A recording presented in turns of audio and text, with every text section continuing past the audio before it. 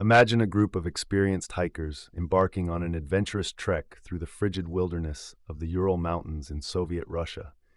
They were never seen alive again. What happened to them on that fateful night in February 1959 has baffled investigators and fueled countless conspiracy theories for over 6 decades. This is the Dyatlov Pass incident, one of the most chilling and perplexing mysteries of the modern era. It all began on January 25, 1959, when a group of 9 hikers from the Ural Polytechnic Institute set out on an expedition to the remote Ural Mountain, a name that ominously translates to Dead Mountain in the local Mansi language. Led by Igor Dyatlov, the group consisted of 8 men and 2 women, all skilled in navigating harsh terrains.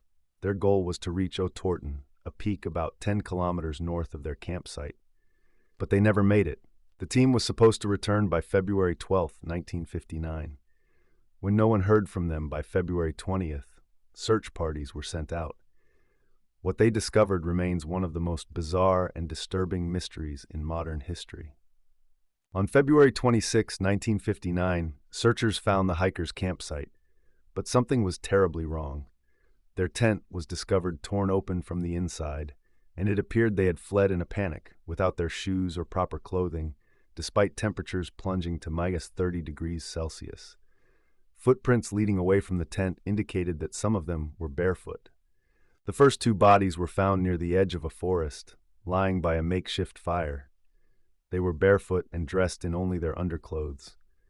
The branches of the nearby trees were broken up to 5 meters high, indicating a frantic attempt to climb and escape from something terrifying.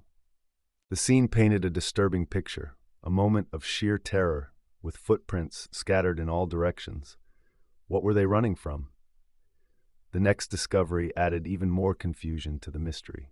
3 more bodies, including that of Igor Dyatlov, were found not far from the tent, appearing as though they were trying to return. Their positions suggested desperation. One was clutching a tree branch, while another had a frozen, almost defensive stance. It wasn't until May 1959 that the remaining 4 bodies were discovered in a ravine, buried under 4 meters of snow. These bodies showed signs of severe trauma, unlike the others, and what searchers found was deeply unsettling. As searchers pulled the bodies from the snow, they were horrified to discover that these 4 hikers had suffered injuries unlike anything seen before in a wilderness accident. Dubinina's body was particularly shocking. Her chest cavity was crushed, and she was missing her tongue, eyes, and lips. Her body seemed to be in a state of frozen horror, her mouth wide open as if she had been screaming in her final moments. The autopsy reports revealed strange and gruesome details that left investigators speechless. Some of the hikers had suffered severe internal injuries similar to those caused by a high-impact car crash, yet there were no external wounds to explain such force. Lyudmila Dubinina, one of the hikers, was found with her tongue, eyes, and part of her lips missing. Her ribs were broken, and her skull showed signs of intense trauma. Alexander Kolovatov had a fractured skull, and Nikolai Thibault-Brignol had such severe head trauma that it could have killed him instantly.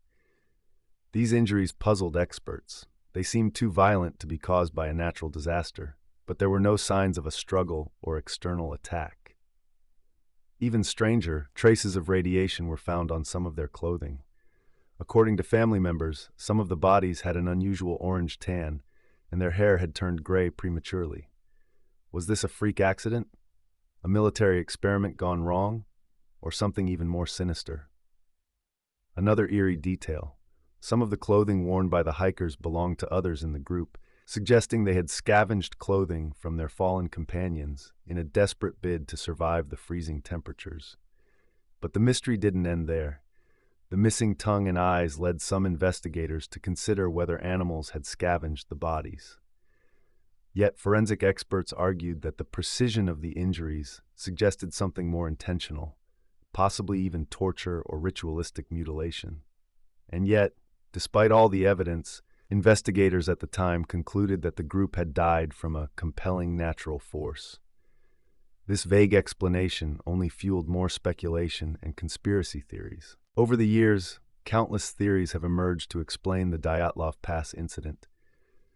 From natural disasters to government cover-ups, let's dive into some of the most compelling theories. One of the most widely accepted theories is that an avalanche forced the hikers to flee their tent in a panic. The sudden onslaught of snow could explain why they fled without proper gear. However, critics of this theory argue that the terrain didn't show signs of an avalanche, and the injuries sustained by the hikers were inconsistent with typical avalanche victims. The arrangement of the bodies and the fact that some of the hikers had returned to the tent without shoes also cast doubt on the avalanche theory. Why would experienced hikers set up camp in a location prone to avalanches? And why would they run into the deadly cold without their protective gear? Another theory suggests that the group stumbled upon a secret Soviet military experiment, possibly involving parachute mines or other classified weapons. This could explain the severe internal injuries without external trauma, as well as the traces of radiation found on their clothes. Could the hikers have been caught in the blast radius of a classified weapon test? Some reports claim that glowing orbs were seen in the sky around the time of their disappearance, lending credibility to the military testing theory. Documents from the Soviet government remain classified to this day, and some believe that those who were close to uncovering the truth faced mysterious disappearances of their own. Was this a cover-up of a military disaster? In more outlandish theories, some believe the hikers were attacked by a Yeti or other cryptid creature. The broken branches on the trees and the defensive wounds on some of the bodies have been cited as possible evidence of a violent encounter. Lastly, some believe the incident was caused by extraterrestrial forces or paranormal phenomena. Witnesses reported seeing mysterious lights in the sky around the time of the hikers' deaths, leading to speculation about UFO involvement.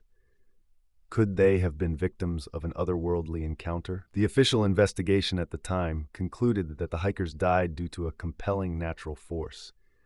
The case was closed, and many of the files were classified. However, in 2019, the Russian government reopened the investigation, ruling out foul play and attributing the deaths to an avalanche. But many remain unconvinced. Modern forensic experts continue to debate the cause of death.